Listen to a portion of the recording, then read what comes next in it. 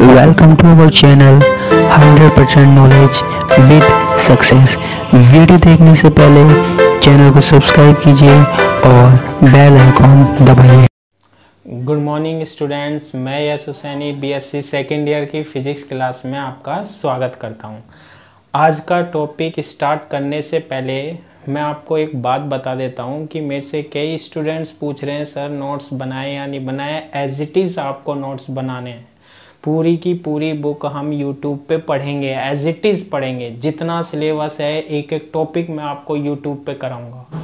जो भी आपका यूनिवर्सिटी में सिलेबस दिया हुआ है, राजस्थान यूनिवर्सिटी और ये भर्तरी यूनिवर्सिटी जो है, इसका पूरा कंप्लीट सिलेबस कराया जाएगा।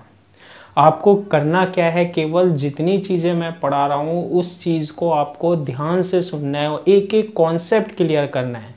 क्योंकि जो हमारे पास इलेक्ट्रॉनिक्स में क्या है, न्यूमेरिकल्स आते हैं, है ना, और न्यूमेरिकल्स जो होते हैं हमारे पास उसमें वैल्यू चेंज हो जाती है। वैसे तो जितने भी न्यूमेरिकल्स मैं कराऊंगा यहाँ पर एज इट इज़ वैल्यू मिलेगी, ठीक है। पिछले साल की बात थी, एक स्टूडेंट्स को मैंने कहा भी था कि जैसा मैं कराऊंगा वैसे के वैसे numerical as it is value आ जाएगी। तो हुआ क्या कि एक न्यूमेरिकल में 2 की जगह 4 लिखा हुआ मिला।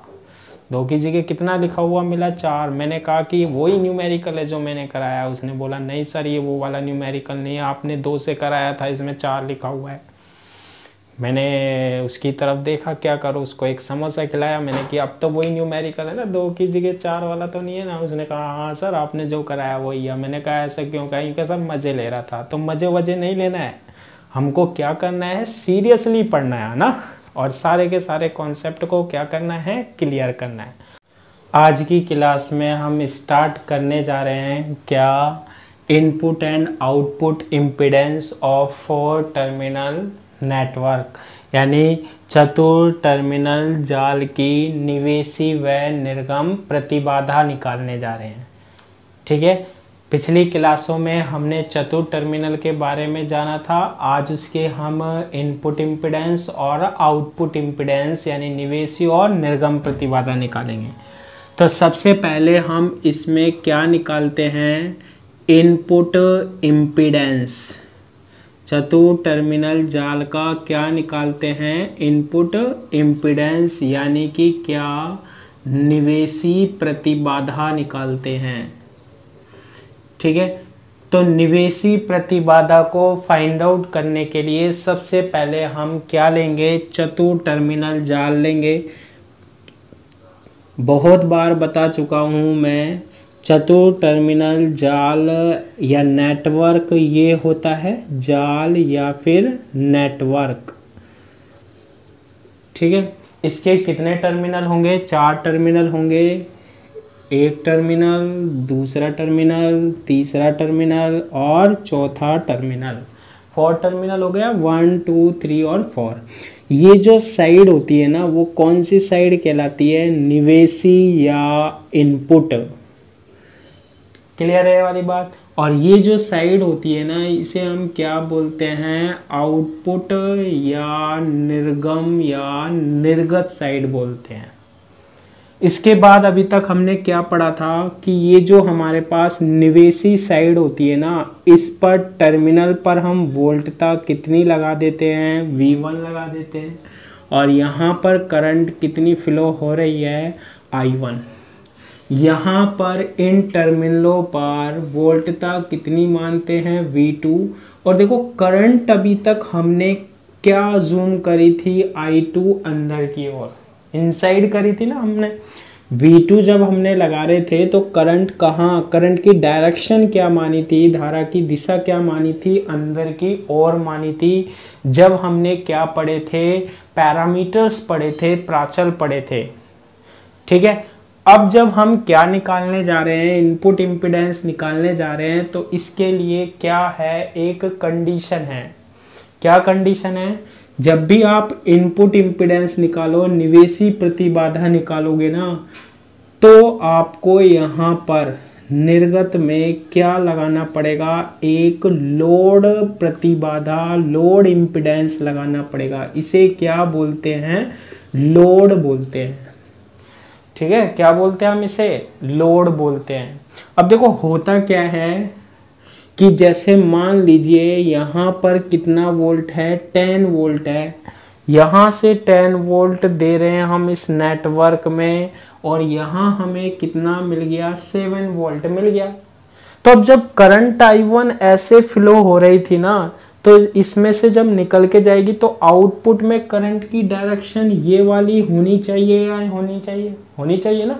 लेकिन हमने जितने भी प्राचल पढ़े थे सब में डायरेक्शन क्या मानी थी, I2 अंदर की ओर मानी थी, ध्यान रखना।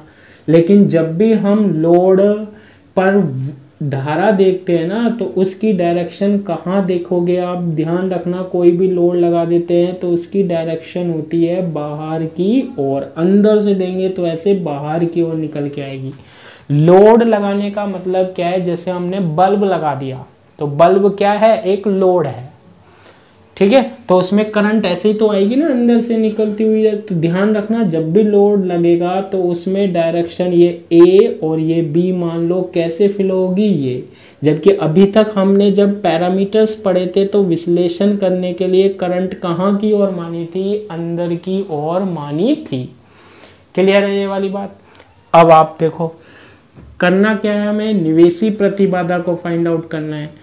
निवेशी प्रतिबाधा या इनपुट इम्पीडेंस क्या होगा, निवेशी प्रतिबाधा या इनपुट इम्पीडेंस क्या होगा, इसे हम व्यक्त करते हैं ZI से। Z का मतलब इम्पीडेंस, I का मतलब इनपुट यानी निवेश। अब देखो प्रतिबाधा क्या होती है, प्रतिबाधा होती है वोल्टता यानी वोल्टेज और धारा का क्या रेशियो, वोल्टेज और करंट का रेशियो इम्पीडेंस कहलाता है, प्रतिबाधा कहलाता है। क्योंकि ये बोल रहा है निवेशी यानी इनपुट, तो इनपुट में देखो कितनी वोल्टता है, V1 है, इनपुट में करंट कितनी है, I1। तो V1 अपॉन जो I1 होता है ना, वो क्या कहलाता है हमारे पास, निवेशी प्रतिबाधा कहलाती है। क्लियर है।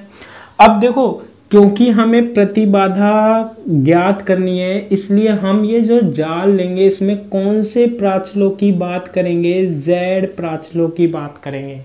कौन से प्राचलों की, Z प्राचलों की बात करेंगे। और Z प्राचल की जो इक्वेशन थी वो मैंने आपको क्या बताई थी, Z प्राचल की या Z पैरामीटर्स की जो इक्वेशन थी वो क्या थी, V1 is equal to Z11 into I1 plus Z12 into I2 और V2 is equal to Z21 into I1 plus Z22 into क्या, I2।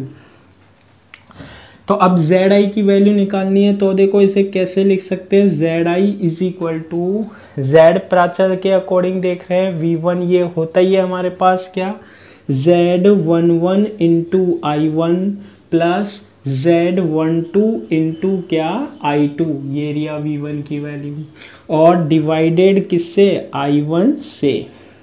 Zi is equal to, अब देखो I1 का इसमें डिवाइड करो, I1 से I1 कैंसिल, Z11 प्लस ये आ रहा है हमारे पास Z12 और I1 का इसमें डिवाइड करेंगे तो क्या बन रहा है, I2 अपॉन क्या, I1। इसे दे देते हम इक्वेशन नंबर 1, बन गई इक्वेशन नंबर 1। अब आगे देखो आप, अब देखो ये हमने लोड लगाया है, जब हम क्या फाइंड आउट कर रहे हैं, इनपुट इम्पीडेंस या निवेशी प्रतिबाधा को फाइंड आउट कर रहे हैं। सबसे पहले आपको क्या करना होगा, ZL के सापेक्ष क्या देखनी है, वोल्टता। ठीक है, ZL जो है एक प्रतिबाधा है और इसके सापेक्ष क्या देखनी है, वोल्टता देखनी है, वोल्टेज देखनी है।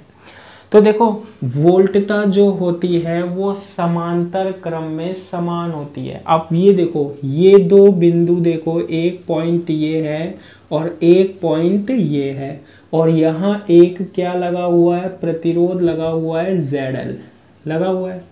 अब ये देखो ये समांतर क्रम है इसका, ये ऐसे जब जुड़ा होता है ना कोई, ये और ये कौन सा क्रम होता है, समांतर क्रम।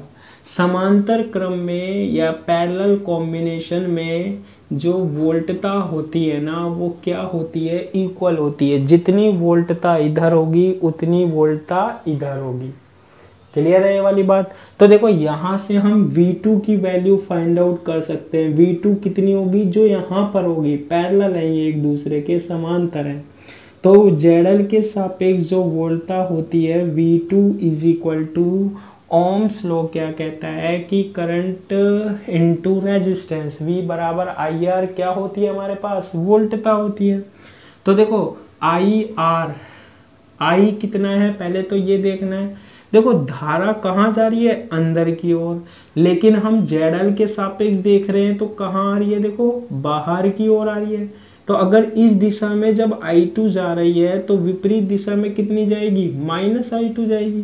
तो कितनी करंट होगी, -I2 इंटू ZL, ये इसके सापेक्ष क्या हो गई, वोल्टता हो गई। अब आप कहोगे माइनस क्यों लिखा, क्योंकि करंट तो कहाँ जा रही है, I2 इनसाइड जा रही है, लेकिन हम जब वो लोड पे निकालते हैं तो कैसे निकालते हैं, आउटसाइड, इसलिए I2 कैसा लिया है, नेगेटिव लिया है। V2 is equal to -I2 into क्या, ZL। यहाँ से ZL की वैल्यू को फाइंड आउट करते हैं हम। ZL इज इक्वल टू क्या आ जाएगा, ZL इज इक्वल टू आ जाएगा -V2 अपॉन क्या, I2। ZL is equal to क्या आ जाएगा, V2 अपॉन I2, माइनस का माइनस मैंने पहले ले आया तो ये बनेगा V2 अपॉन क्या, I2, और minus ZL is equal to, V2 की वैल्यू कितनी है, यहाँ से देखो ये होती है क्या, Z21 into I1 plus Z22 into I2 divided by क्या, I2। ये आ रहा है minus ZL is equal to, इसमें हम क्या कर सकते हैं, देखो Z21 I1 upon I2 plus I2 से I2 कैंसिल, Z22। इस Z22 को पहले लेके आएंगे हम, है ना, तो क्या बनेगा, माइनस कॉमन आ जाएगा, ये ZL कैसे हो जाएगा प्लस, ये भी माइनस होगा तो ये भी क्या, plus. ZL plus Z22 is equal to Z21 into I1 upon क्या, I2। तो यहाँ से हम किसकी वैल्यू निकाल लेते हैं, I1 अपॉन I2 की वैल्यू को फाइंड आउट करते हैं। तो I1 अपॉन I2 की ये इसमें डिवाइड हो जाएगा,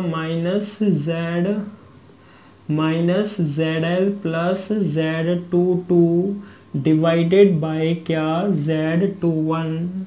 हमें देखो इक्वेशन 1 में किसकी वैल्यू चाहिए, I2 अपॉन I1 की, उल्टा कर देते हैं, इन्वर्स कर देते हैं। I2 upon I1 is equal to minus Z21 upon ZL plus Z22, equation number 2। Clear है।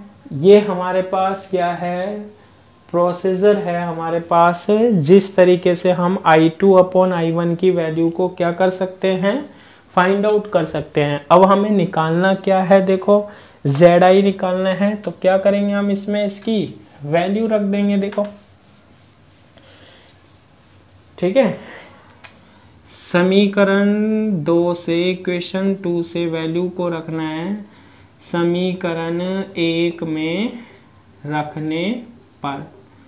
समीकरण 2 से मान किस में रखने पर, समीकरण 1 में रखने पर। समीकरण 1 क्या है, equation 1 ZI is equal to Z11 plus Z12 और I2 अपॉन I1 की वैल्यू हमने ये फाइंड आउट की है क्या, minus Z21 upon ZL plus Z22। तो ZI is equal to Z11 minus Z12 Z21 upon ZL plus Z22। इस तरीके से हम क्या फाइंड आउट कर लेते हैं, क्या फाइंड आउट कर लिया हमने, इनपुट इम्पीडेंस फाइंड आउट कर लिया, किसका, 4 टर्मिनल नेटवर्क का। इसके बाद हम क्या और निकालेंगे, आउटपुट इम्पीडेंस निकालेंगे। क्लियर है, ये सीधा सीधा हमारे पास क्या है, एक डेरिवेशन है। इसके बाद हम क्या निकालते हैं, आउटपुट इम्पीडेंस निकालते हैं किसका, 4 टर्मिनल नेटवर्क का। देखो कैसे निकालते हैं। सेकंड क्या निकालते हैं हम, निर्गत प्रतिबाधा। निर्गत प्रतिबाधा यानी कि क्या, आउटपुट इम्पीडेंस। क्या निकालते हैं, आउटपुट इम्पीडेंस। किसका निकाल रहे हैं हम, 4 टर्मिनल नेटवर्क का निकाल रहे हैं। तो सबसे पहले हम क्या बनाते हैं, 4 टर्मिनल नेटवर्क बनाते हैं, जाल बनाते हैं। ठीक है, जाल है या नेटवर्क है, कितने टर्मिनल होंगे, 4। एक तो ये हो गया फर्स्ट, ये हो गया सेकेंड, ये हो गया थर्ड, ये हो गया 4। यहाँ पर वोल्टता कितनी, वोल्टेज V1, करंट कितना I1। यहाँ पर वोल्टता कितनी V2 और करंट कितनी I2। ठीक है, अब हमें निर्गत प्रतिबाधा का पता लगाना है। किसका पता लगाना है, निर्गत प्रतिबाधा का। तो निर्गत प्रतिबाधा या हमारे पास जो आउटपुट इम्पीडेंस होता है, ठीक है, निर्गत प्रतिबाधा या जो हमारे पास आउटपुट इम्पीडेंस होता है उसको हम कैसे रिप्रेजेंट करते हैं, Z0 is equal to V2 upon किससे, I2 से। V2 अपॉन I2 का जो रेशियो होता है ना, निर्गत की वोल्टता अपॉन निर्गत की धारा, ये क्या कहलाती है, निर्गत प्रतिबाधा कहलाती है। जब भी हम निर्गत प्रतिबाधा यानी आउटपुट इम्पीडेंस फाइंड आउट करेंगे तो निवेशी में ZS प्रतिबाधा लगाते हैं, प्रतिबाधा लगाते हैं, तभी फाइंड आउट कर सकते हैं। और ये कौन सी प्रतिबाधा होती है, स्रोत प्रतिबाधा। यानी कि मैंने यहाँ पर एक क्या लगा दिया, प्रतिबाधा लगा दी, क्या, ZS लगा दी। क्लियर है, ZS लगा दी। अब इसमें हम किसकी वैल्यू को फाइंड आउट करना है, Z0 को फाइंड आउट करना है। कैसे करेंगे, देखो ये मान लो A पॉइंट और ये पॉइंट B। अब देखो करंट कहाँ जा रही है, अंदर की ओर, जबकि मैंने आपको बताया था ये जो लगाते हैं ना हम, उसमें A से B की ओर करंट बहनी चाहिए। तो अगर यहाँ I1 जा रही है ना, तो यहाँ की ओर कितनी जाएगी, -I1। विपरीत दिशा में हम कितनी करंट मानेंगे, -I1 मानेंगे। तो Z0 is equal to V2 upon I2।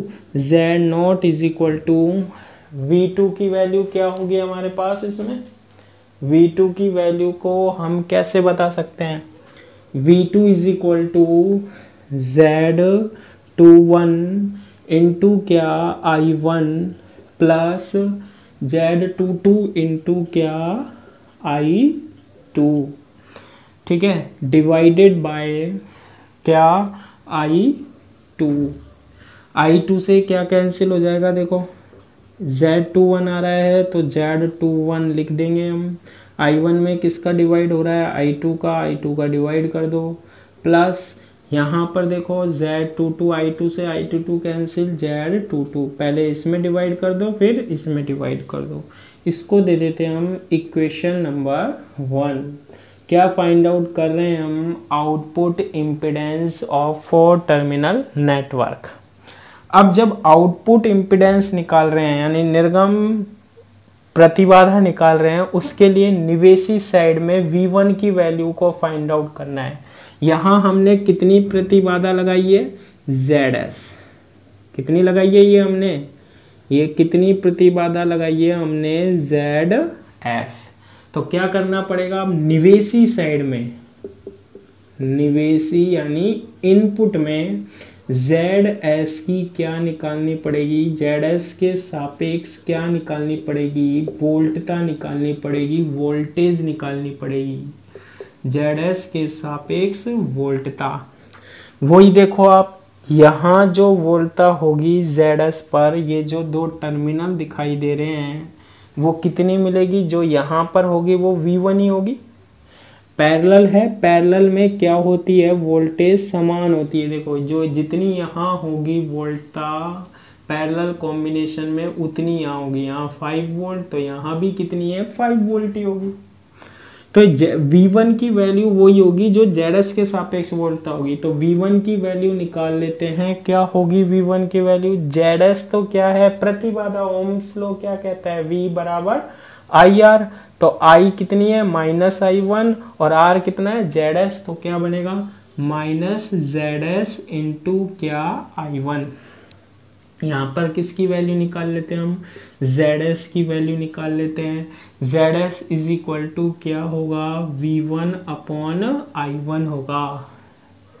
Clear है यहाँ तक। इसके बाद यहाँ पर हम V1 की क्या रख देते हैं value, -ZS is equal to V1 की वैल्यू क्या है, Z11 into I1 plus Z12 into क्या I2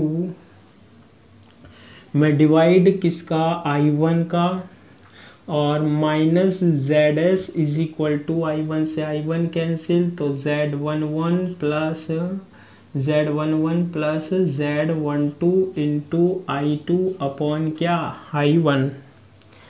इस Z11 को पहले लेके आएंगे, ये भी माइनस का हो जाएगा, ये पहले से माइनस है, माइनस कॉमन लिया तो बनेगा ZS प्लस Z11, माइनस को जाएगा ना, ये भी माइनस कॉमन आ गया, और ये बन रहा है Z12 इंटू I2 अपॉन क्या I1। यहाँ से हम I2 अपॉन I1 की वैल्यू निकाल लेते हैं, क्या आएगी I2 अपॉन I1 की वैल्यू, इससे डिवाइड हो जाएगा, तो ये बन रहा है -ZS plus Z11 upon Z12। I2 upon I1 की वैल्यू आ गई। हमें यहाँ पर देखो क्या है इक्वेशन 1 में, I1 अपॉन I2, तो I1 अपॉन I2 की जो वैल्यू आएगी वो कितनी आएगी, -Z12 upon ZS plus Z11, equation number 2 आ गई। ठीक है, तो हमने किया क्या है इसमें, I1 अपॉन I2 की वैल्यू फाइंड आउट कर ली। ऐसा क्यों कर रहे हैं, ताकि हमारे पास क्या निकल जाए, निर्गम प्रतिबाधा निकल जाए। और निर्गम प्रतिबाधा क्या होती है, Z0 इज इक्वल टू निर्गत की वोल्टता और निर्गत की धारा का अनुपात। इन्हीं के मान निकाला हमने, इन्हीं के तो क्या वैल्यू आएगी वही तो फाइंड आउट किया है। तो I1 अपॉन I2 की वैल्यू इसमें रख दो। ठीक है, समीकरण 2 से किसकी वैल्यू, I1 अपॉन I2 की वैल्यू किस में रखने पर, पुट करने पर इक्वेशन 1 में, समीकरण 1 में रखने पर। और इक्वेशन 1 में हम पुट करेंगे तो क्या आएगा, देखो Z0 इज इक्वल टू, ये है Z21 into I1 upon I2 की वैल्यू ये है -Z12 upon ZS plus Z11, है ना, प्लस क्या Z22। तो Z0 is equal to -Z12 Z21 upon ZS plus Z11 plus Z22। यदि हमें क्या पता हो, क्या पता हो, Z पैरामीटर्स पता हो, तो हम किसकी वैल्यू को फाइंड आउट कर सकते हैं, निर्गम प्रतिबाधा यानी आउटपुट इम्पीडेंस को फाइंड आउट कर सकते हैं। और यदि हमारे पास किसकी वैल्यू फाइंड आउट हो, Z पैरामीटर्स की वैल्यू फाइंड आउट हो, तो हम किसकी वैल्यू फाइंड आउट कर सकते हैं, इनपुट इम्पीडेंस यानी निवेशी प्रतिबाधा की वैल्यू भी फाइंड आउट कर सकते हैं। तो इस तरीके से हम 4 टर्मिनल नेटवर्क की इनपुट और आउटपुट इम्पीडेंस को क्या कर सकते हैं, पता लगा सकते हैं कि उनकी वैल्यू कितनी होती है। तो ये किसकी है, आउटपुट इम्पीडेंस की। आज के लिए इतना ही, थैंक यू।